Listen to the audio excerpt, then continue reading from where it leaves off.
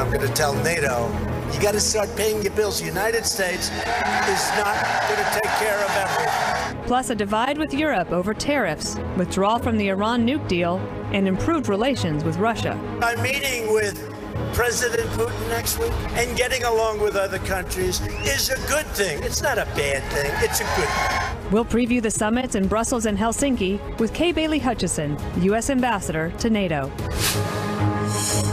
Then, as the list of possible replacements for Justice Anthony Kennedy narrows, the Senate awaits President Trump's Supreme Court announcement. If you turn in Monday at 9 o'clock, I think you're going to be extremely happy with the selection, right? We'll discuss President Trump's possible picks and handicap their chances of getting confirmed with Republican Senator Lindsey Graham. It's a Fox News Sunday exclusive. And we'll ask Elise Hogue, president of NARAL Pro-Choice America, what the vacancy means for the future of Roe v. Wade. Plus, we had many hours of productive conversations. These are complicated issues, but we made progress on almost all of the central issues. North Korea takes issue with the latest round of talks following the first formal meeting since the Singapore summit. We'll ask our Sunday panel what it means for getting rid of nukes on the Korean Peninsula. All right now on Fox News Sunday.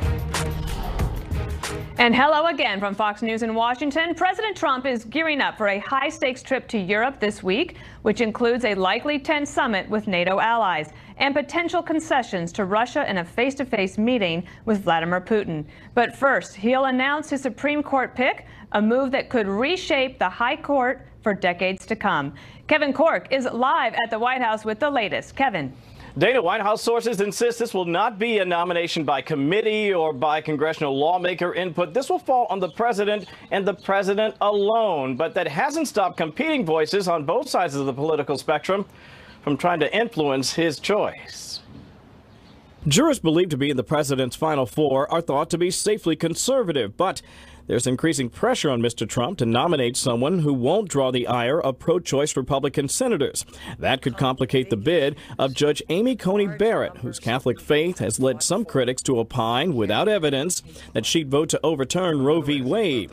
But selecting a judge with a fairly limited paper trail just to avoid a fight in the Senate is risky. Such was the case with David Souter, former justice who, despite being nominated by a conservative president, George H.W. Bush, proved to be anything but. In choosing Justice Kennedy's replacement, my greatest responsibility is to select a justice who will faithfully interpret the Constitution as written. Monday's pending Supreme Court announcement comes just ahead of the president's trip to Europe for the NATO summit and a pair of bilateral meetings with Britain's Theresa May and Russian President Vladimir Putin, the latter of which could prove pivotal in shaping Mr. Trump's vision of U.S.-Russian and U.S.-European relations.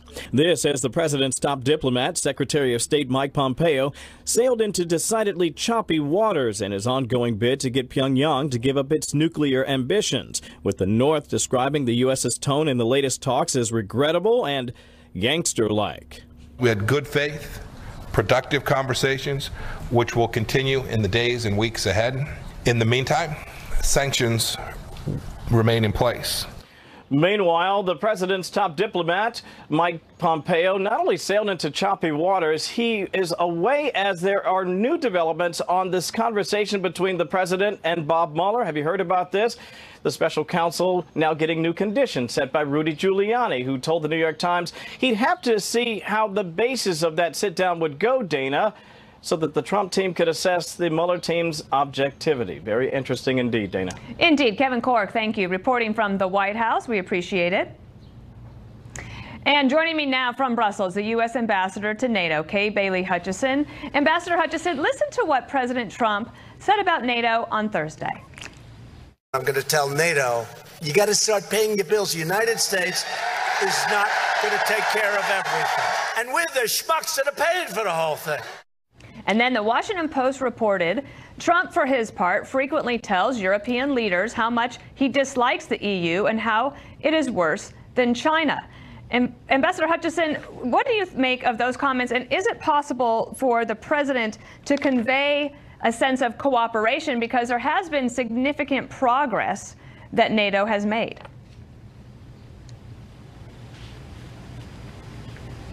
NATO really is making progress, and they are doing it really at President Trump's insistence. And I think that it's very clear, and he's been very direct about the Europeans needing to do more for their own security. You know, Dana, I've worked for probably with 3 presidents, all of whom have said the same thing. Now, I think for the first time, we are really seeing the Europeans actually start going in the right direction. Every ally is now increasing defense spending. We've had the largest increase in defense spending since the Cold War. And in the year and a half that President Trump has been in office, it has doubled since 2014. So I think he is making an impact, and I think that the Europeans, including Chancellor Merkel just recently, who has said, we are going to do more. We need to do more. It's the right thing to do. And she is encouraging her Bundestag, her parliament, to increase the defense budget so that we will be more fit for purpose in NATO for the fights that we want to deter. Do you anticipate that there might be any additional conversations within the NATO meeting about the tensions regarding trade and tariffs?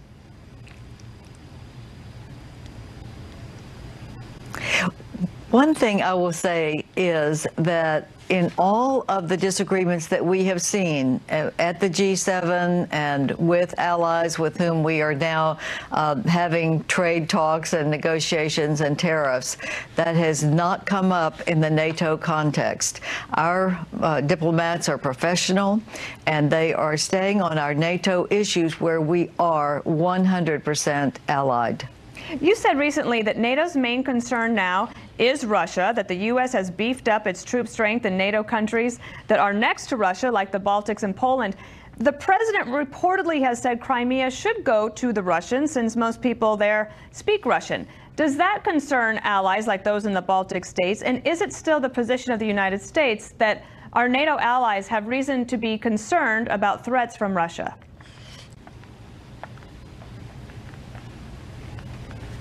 Oh, I think definitely we are hardening our defenses as a deterrence against the invasion of any outside influence. It is most certainly Russia, which has had much malign influence that has been an attempt to destabilize our alliance and our allies.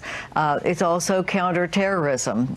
We have a major effort, and it was President Trump's request that we prioritize at NATO more in the counterterrorism area, which we are doing. So I think it's very important that we support the Ukraine and the illegal invasion of Crimea and the also still tension area in eastern Ukraine. Ukraine is trying very hard to be a strong and sovereign nation, and NATO is committed to helping them do that with the reforms that they are seeking. So I do think that we are allied in that, and I know that all of us, and the United States is right there too, want to assure that we have the mutual defense against any kind of malign influence that Russia might attempt, and most certainly the export of terrorism from Afghanistan and other countries that is in our interest to do. Let me ask you about another NATO ally, and that is Turkey. Tomorrow, President Erdogan is going to be sworn in. He will continue his 15-year rule. He now has expanded powers because of that election. The Russian Prime Minister Dmitry Medvedev is going to attend the inauguration. Our U.S. ambassador post to Turkey is still open. We have a chargé there. Do you have any concern that Russia is trying to flip Turkey?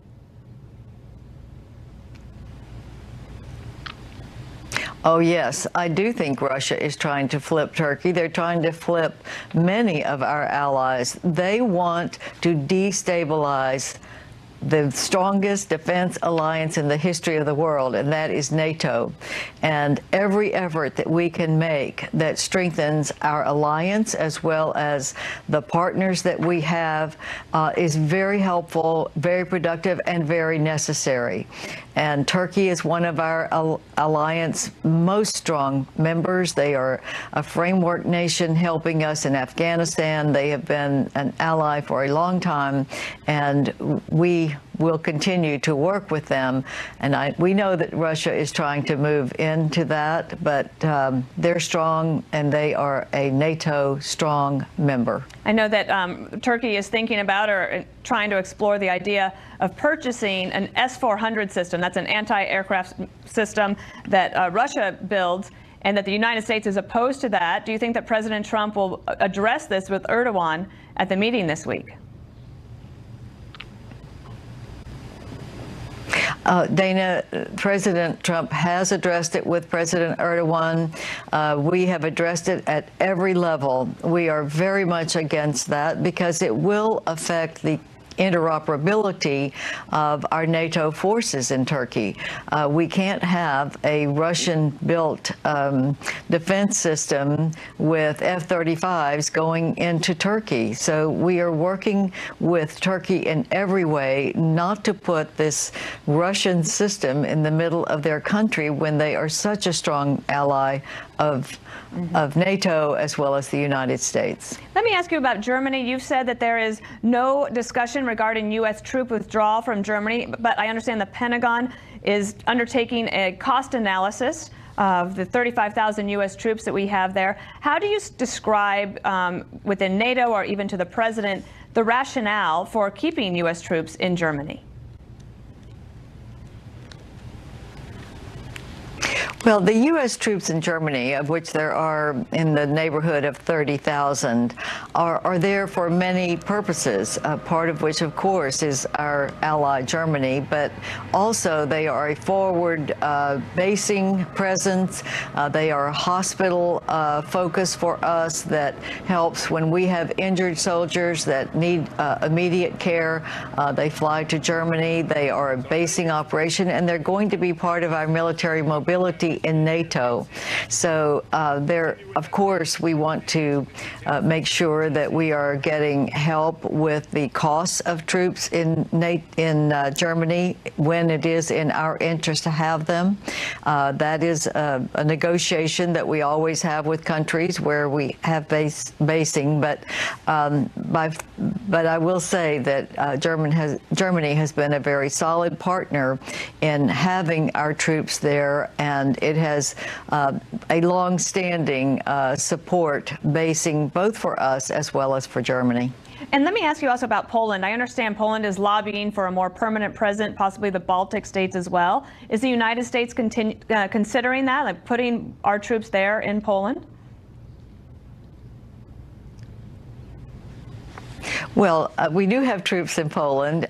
It is a rotating force, part of our enhanced forward presence, and we have a great relationship with another great ally of ours in NATO, Poland, and they have offered permanent basing. Certainly, we look at all offers made like that, but no decision is being made right now.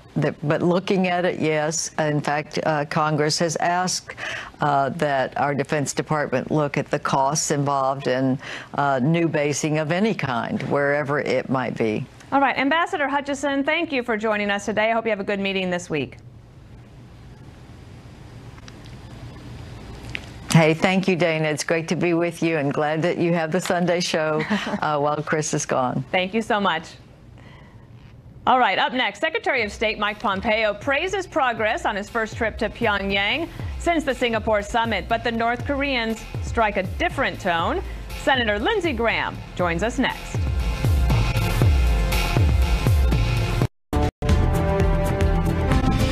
North Korea is accusing the U.S. of making gangster-like demands in the most recent round of talks since the Singapore summit between President Trump and Kim Jong-un. Secretary of State Mike Pompeo, who just wrapped up 2 days of meetings in Pyongyang, maintained his visits produced results, but said sanctions would remain for now. Joining me from Clemson, South Carolina, Republican Senator Lindsey Graham, just back from a trip, so we're glad to have you here. If we could start with North Korea, there's obvious improvement in relations. because you have Kim Jong-un used to say that President Trump was a dotard. Now he's actually engaging on policy, but it probably doesn't surprise you that much that the North Koreans issued this statement yesterday saying that the meeting was regrettable, saying we were robber-like, and really pouring cold water on it. What do you think of it? I see China's hands all over this. We're in a fight with China. We buy $500 billion worth of goods from the Chinese. They buy $100 billion from us. They cheat, and President Trump wants to change the economic relationship with China. So if I were President Trump, I would not let China use North Korea to back me off on the trade dispute. We got more bullets than they do when it comes to trade. We sell them $100 billion. They sell us $500 billion. We can hurt them more than they'll hurt us. And all we're looking for is for them to stop cheating when it comes to trade. There's no doubt in my mind that it's the Chinese pulling the North Koreans back. And to our North Korean friends, can't say the word friend yet, you asked Pompeo, did he sleep well? If you knew what I knew about what we could do to the leadership of North Korea, you wouldn't sleep very well. I thought it was, I actually really enjoyed reading about that exchange where the North Korean general's asking Mike Pompeo twice, like, surely you couldn't have slept well last night. And our Secretary of State said, oh, I slept just fine. Meanwhile, President Trump will meet one-on-one with Vladimir Putin in Helsinki next Monday. Bloomberg reports the Kremlin is working with the U.S. to have a deal that the president will accept. They say Putin has agreed in principle to U.S. and Israeli demands that Iranian-backed forces in southern Syria be kept away from Israel's border, replaced with troops loyal to the government in Damascus. That's according to 2 Kremlin advisors. Would you recommend the president agree to that deal? Given Russia's behavior, absolutely not. Russia was supposed to make sure that Assad had no chemical weapons. The last thing you can rely upon is the Russians to take care of American and Israeli interest. There's a deal to be had in Syria. Our troops in northeastern Syria, working with the Syrian Democratic Forces, Arabs and Kurds, have demolished ISIS. And if we stay there, we have about 2,000 troops, ISIS won't come back. If we stay in northeastern Syria, Iran can't march from Tehran to Beirut. I don't trust the Russians to implement any agreement when it comes to the Iranians, but there is a way to break Iran away from Russia away from Iran, but no way can be achieved without us staying there. Our presence in northeastern Syria is an insurance policy against Assad taking over Syria and ISIS coming back and the Iranians owning the whole region. How do you balance the cooperation that we need with Russia right now on some things with the concerns that we have with Russia on many other fronts? And how would you recommend President Trump approach that meeting next Monday in Helsinki? It will be his first one-on-one with Putin. Well, first, when Putin denies that he was involved in our election in 2016, reject the denial. Challenge him. Don't let him deny the obvious. They're still trying to disrupt the 2018 election cycle. When it comes to Syria, we need to be partnering with Turkey to make sure that we can maintain a presence in northeastern Syria. At the end of the day, Iran is a weak economy. They got problems in their own backyard. What we need to do is partner with Turkey and Russia and break Iran away. Iran has a different reason for being in Syria than most everybody else. Israel cannot tolerate Hezbollah and Iranian presence in Syria. If you leave Assad in power, the Arabs never will accept him, nor will the Syrian people. There's a way to get Russia pulled away from Iran, but we've got to have a presence in Iraq and Syria to be successful. In 2007, we lost 900 soldiers fighting in Iraq. In the last 3.5 years, we've lost 14. President Trump has done a good job of destroying ISIS and countering Iran. Our soldiers in Iraq and Syria are insurance policies against Iran domination and the rise of ISIS. If we keep this configuration in place, we've got some leverage regarding Russia and Iran. You mentioned Turkey. I wanted to ask you about that. You were just on a trip where you spoke to President Erdogan. He's going to be inaugurated for, I think, 4th term tomorrow. And while Turkey has been somewhat helpful in Syria, as you mentioned, and Ambassador Hutchison just said, are you concerned that Turkey is an ally adrift, and is there a strategy to get them back on track? Yes, they're definitely an ally adrift, but there's a new chapter in Turkish history. Erdogan won big, and he's going to have a long time to serve in Turkey, and we need to come to grips with that. We need to push them when it comes to the way they treat the press and some human rights abuses. They have Americans in captivity for no good reason. But having said that, we need to assure Turkey that the Kurdish forces we've partnered with in Syria will not present a threat to Turkey. That's a legitimate concern. Turkey has no interest in Iran dominating Damascus. At the end of the day, their economy is better off hooked up with us versus Russia and Iran. They are a NATO ally. So I came away from my meeting somewhat encouraged that we can start over with President Erdogan in a win-win fashion, securing the northeastern part of Syria in a fashion acceptable to Turkey, and they can be a better ally when it comes to pushing back against Iran and ISIS. Did you talk to President Erdogan about this idea that they would want to buy an S-400 anti-aircraft system? Yes. And do you think that he wants to go forward with it? And if he does, will the Congress vote to put sanctions on Turkey, since that's allowed under the Russian Sanctions Act? We're not going to sell Turkey the F-35, our most advanced fighter, and allow them to buy the most advanced Soviet anti-aircraft system. It would just be a matter of time before the S-400 would be used in a fashion to undermine the F-35. They have to pick. I would like them to buy the Patriot missile battery made by the United States and our partners. They are a NATO partner. They need to release Pastor Brunson, who's been held, in my view, way too long, very much illegally. But you got to remember that President Erdogan was under siege 2 years ago. There was an armed coup. I left that meeting believing that we can do business with Erdogan. You can't have the S-400. We'll find a substitute for that. If you release the prisoners that are caught up in the coup, that helps us enormously. There's a win-win situation in northeastern Syria. I think Turkey understands their future is better with the West economically, and I'd like to do a free trade agreement one day with Turkey when they get their house in the order, and that would neuter Russia and Iran's influence vis-a-vis Turkey better than anything I could think of. I wanted to bring up Pastor Andrew Brunson. I think we have a photo of him here. He's been held for 2 years. This is of great concern to the president and to the vice president. Did you get any indication that he'll be able to come home soon? I met with him. Here's what was interesting. President Erdogan met with Senator Shaheen and myself. The next day, he let us go see Pastor Brunson, who is doing well physically, but has been in jail now way too long. He lived in Turkey for 24 years. He has nothing to do with the coup when it comes to what happened in 2016. He got caught up in a net, and he is not a threat to the people of Turkey. That is a defining issue between us and Turkey. But I'm encouraged. I don't believe he would let us go see Pastor Brunson if they were not looking for a way to end this, and they have some other embassy personnel in Turkish prison, and we need to get this issue behind us. I left Turkey thinking that after the Erdogan's election, we got a chance to do business with him better than in the past, and I hope we'll take it, because we need Turkey and they need us. Sounds like a worthwhile trip. Let me ask you one last question back on domestic policy. The timing of a Supreme Court nomination seems to not be better for Republicans. You're on the Judiciary Committee. You've been around before for Supreme Court nominations. How much different might this one be? And do you feel confident that the Republicans will be able to confirm one of President Trump's nominees before the midterms? I think I got 2 words, and I heard Supreme Court and confidence. So we got a technical problem, but here's my answer. Republicans are holding 4 lottery tickets, and all of them are winners. If you're a conservative Republican, the 4 people named, particularly Thomas Heidemann, I'm glad he's on the list, are all winners, and every Republican should embrace these picks. Here's the truth. Donald Trump could nominate George Washington or John Marshall, and they couldn't get through. Maybe a handful of Democrats will vote for a Trump pick because they have to politically.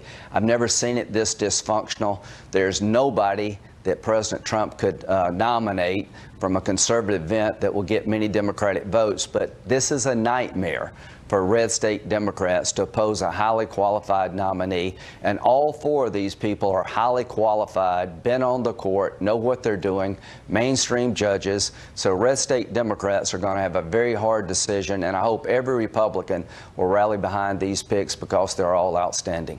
All right, Senator Graham, thank you for reading my mind since you couldn't hear me, and for joining us today. It's always good to talk to you, sir. Thank you. Up next, what could a conservative replacement for Justice Kennedy mean for Roe v. Wade? Elise Hogue, president of NARAL Pro-Choice America, joins us when we come back.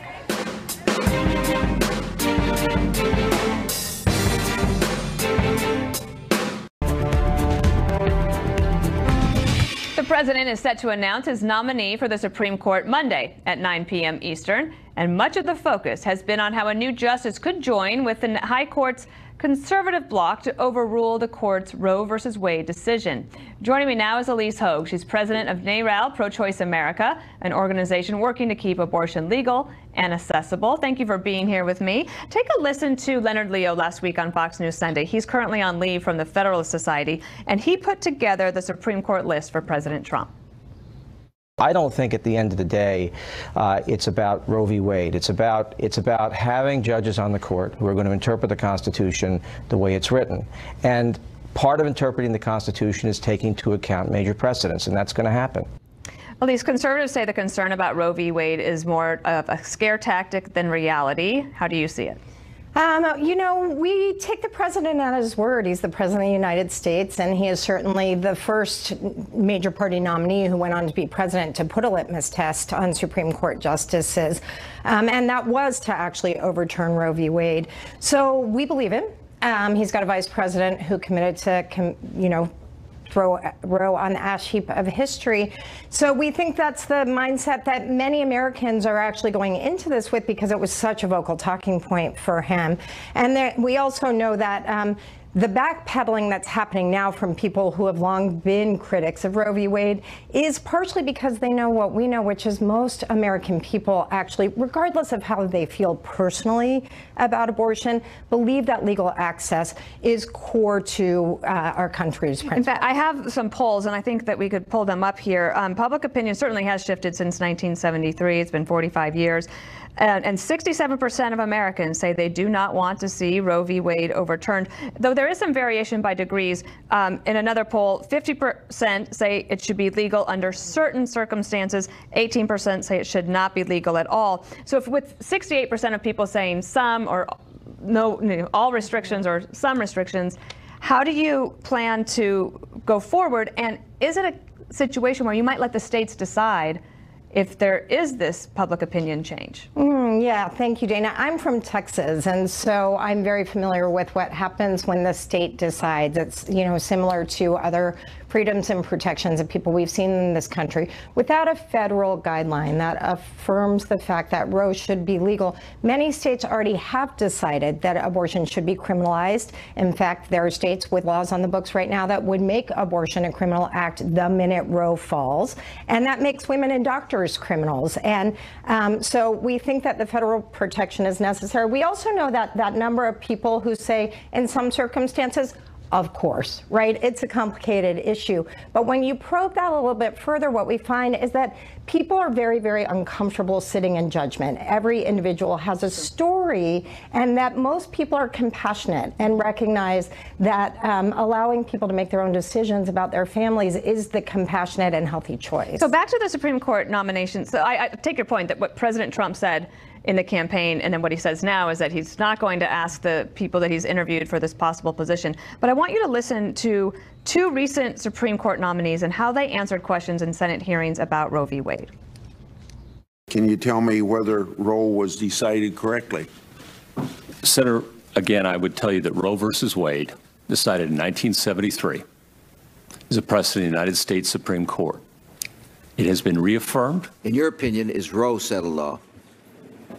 The court's decision in Planned Parenthood versus Casey reaffirmed the core holding of Roe.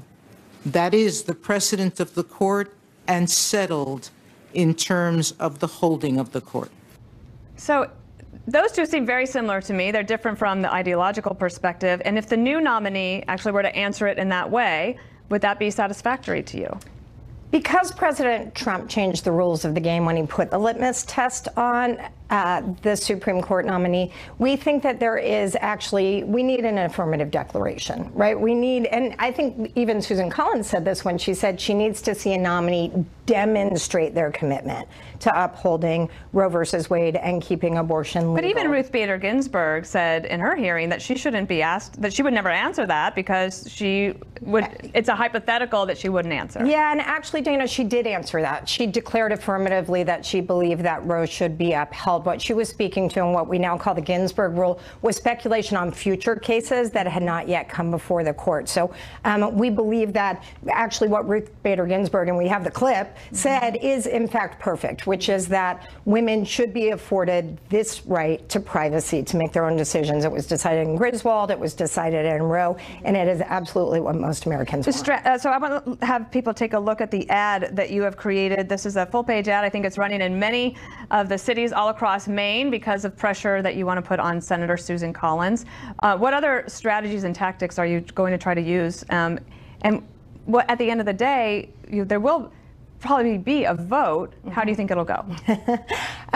We are really trying to channel our members and the flood of calls we're getting into our office from people who aren't even our members into the senator's ear, which is basically to take President Trump at his word. Don't vote to put someone on the court that will gut Roe, overturn Roe, and criminalize abortion. And we think that's a very compelling message for folks. Do we think Susan Collins is the only person that needs to hear it? Absolutely not. I mean, I think this is a real be careful what you wish for moment for Republicans who have spent decades being able to campaign against abortion, but are reading the same polls that we're reading, which is why you have Leonard Leo backing off, which is most Americans actually really support this. So what about red state Senate Democrats who are up for re-election? Will you be trying to run ads in their states as well? Yeah, I mean, absolutely. I think you're going to see a lot of constituents talking to their senators over the next couple months, and that includes Democrats and Republicans. We don't actually see this as a partisan issue. We see it as an issue of constitutional human rights, and I think that when they hear from their constituents and when they look at the numbers in their states, be it on criminalizing abortion or on, health care, which has become very popular, I think these senators are going to have to really do their job and listen to their constituents. Or to maybe try to pass other laws, because if the Supreme Court justices can't find that in the Constitution, they would probably look to Congress. Absolutely. As well. They're going to have some tough decisions to make. Elise Hogue, thank you for being with us today. We appreciate it. Thank you, Dana. And all eyes will be on the president's announcement. That's tomorrow night, 9 p.m. Up next, we'll bring in our Sunday group to preview that selection and what the president hopes to achieve in his upcoming summits overseas. We're going to give you a great one. We're going to announce it on Monday. President Trump building suspense for the announcement of his second Supreme Court pick in 2 years. And it's time now for our Sunday group, Fox News senior political analyst Brit Hume, columnist for The Hill, Juan Williams, Fox News correspondent Jillian Turner, and former Republican Congressman Jason Chaffetz. Britt, it's a pleasure to have you here today. And I wanted to ask you about Senator Mitch McConnell. He's taking a bum rap, right, for being this obstructionist. But don't the Democrats deserve some of the blame for the polarization on judges? If you go back to Bork, all the way through Harry Reid getting rid of the filibuster in 2013. It has been hardball politics on Supreme Court nominations, at least since Bork, and arguably you can go back before that. And that is a function of the fact that the Supreme Court has been the source, and the other courts as well, of so many of the victories that the left has claimed on policy for decades now. And the result of that, a bit, of course, is that there's this huge premium now on these Supreme Court nominations, and everybody in the political branches has pulled out all the stops to see that they can get their nominees confirmed, or in the case of some, blocked. And that's where we are, and that is what Mitch McConnell has dealt with. That's what Harry Reid was trying to deal with. But when you get down to it, it is hardball politics all the way. It has been for the longest time. And Juan, conservatives have been galvanized around judicial issues for a really long time. Democrats, not so much. Look at what Brian Fallon, who is now with Demand Justice, said in the Washington Post yesterday. He said, if Trump succeeds in this confirmation fight, progressives will learn the hard way of the importance of the courts. It's unfortunate it might take that for the left to realize the courts are an institution worth fighting for. Is the concern about a rightward shift in the court about to change that? I think so. I think even now you can see that the perception of the court, and I think that's largely at stake here because you're going from Justice Kennedy, who was a swing vote. He's like a guy standing in the middle of the road, especially on social issues. He's certainly a conservative. But when it came to social issues, I'm thinking here in specific of abortion rights, I'm thinking of gay rights, Justice Kennedy was open to this discussion. And I think the public could see that, well, he could be persuaded one way or another. The potential here is for a very conservative justice to be put in place by President Trump that would really say to the public, no, the court really is a rubber stamp for a conservative social agenda.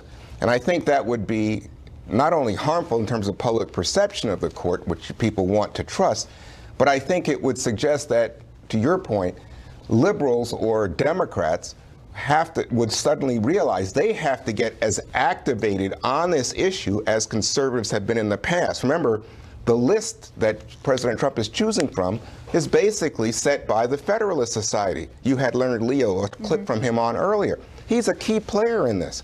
There is no such person on the left. And Jason, as the midterms approach, I wondered what you thought about the energy around this. So it could be that Democrats decide to turn out to vote, but conservatives turn out to vote in this case as well. But a lot of this attention will be on the Senate. Do the Senate House Republicans run any risk of losing some focus and energy in that regard? I think the enthusiasm gap goes the Republicans' direction. One of the best things that Donald Trump did is put out that list of 20-plus nominees before he was elected. And that gave a lot of enthusiasm to a very conservative base that knew that the court has made critical decisions. And Republicans notoriously have made mistakes in this in the past. They put up some nominees who didn't turn out to be quite so conservative. So even though it's a House seat, they don't get a vote. It's the same base of voters that gets enthusiastic and actually shows up vote even in a midterm election. Well, we're going to continue to follow this, obviously. I just ask any of you advice you would give to the Senate Democrats who are running for re-election. Vote early with the president or wait and see if Schumer pressures them to not vote? I think the key for them is what the two potential Republican no votes do.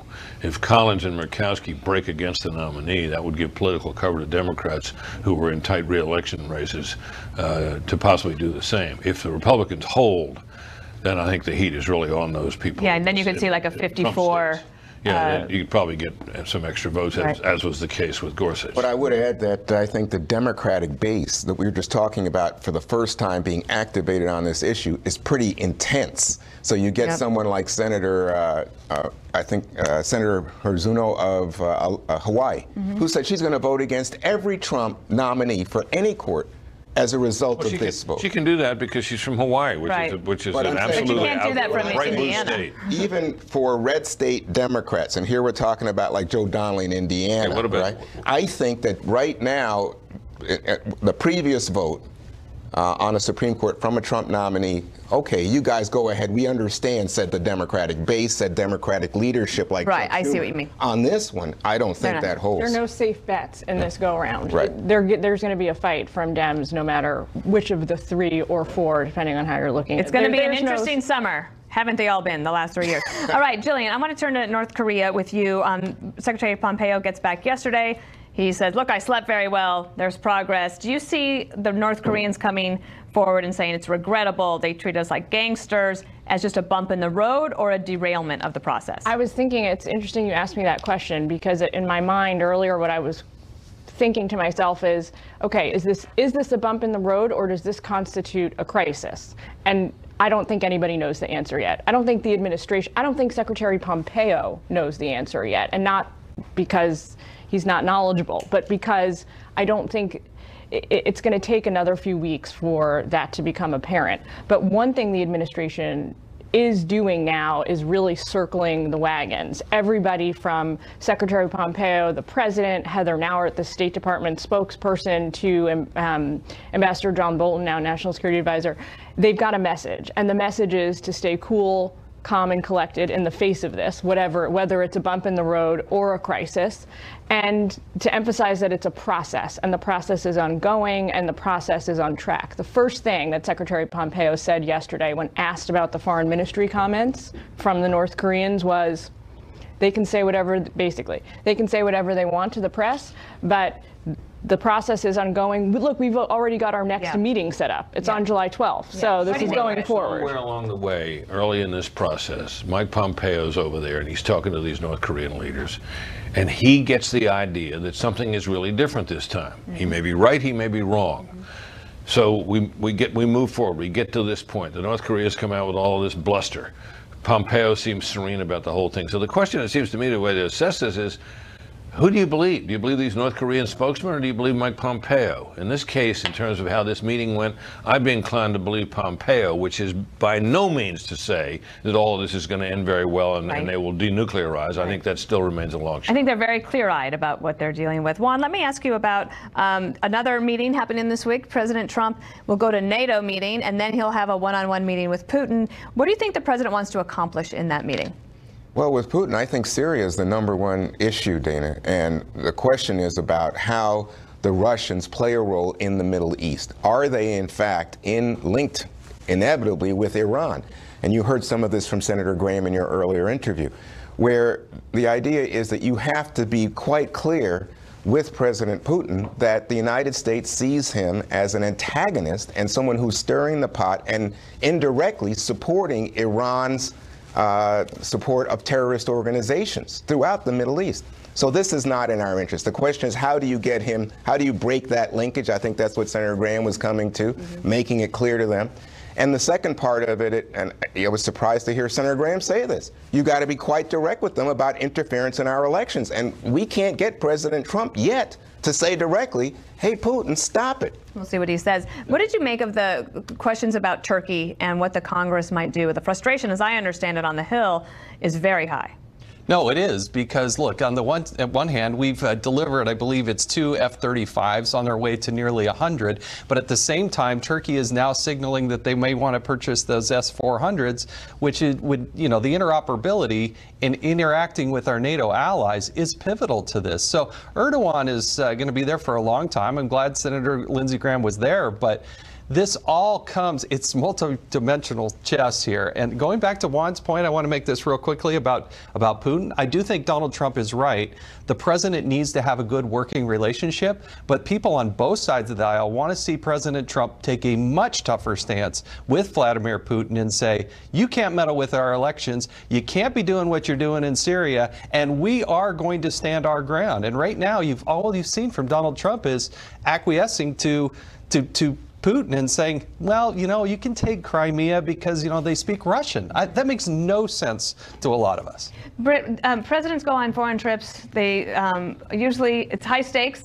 My theory is there's always something happens at home that then you have to try to deal with, so you're working overtime. But how important is this trip for President Trump at this point in his presidency? Well, it's a big deal both for the first part of the trip and for the Putin visit.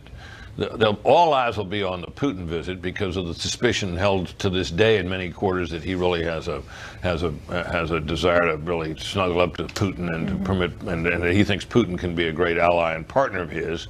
I've long thought that's fanciful, but I think he believes that. Right. And his behavior toward Putin on this and the body language and all of it is going to be very interesting to watch. And the other thing, of course, is will he have a smooth and harmonious meeting with the allies ahead of that? That's an open question. So Julian, we have 30 seconds left. What do you think on that point? Do you think that this? I believe it'll probably be smoother than we think. But who knows? Same issues are on the table as the last time we had this conversation a year ago. It's the Syrian civil war, like Juan said. It's election interference, cyber warfare, and START 2. Those are the issues they've got to talk about. Well, thanks, panel. We'll see you next Sunday. Up next, our Power Player of the Week, the rising star in the Republican Party, bringing new ideas and leadership to Congress.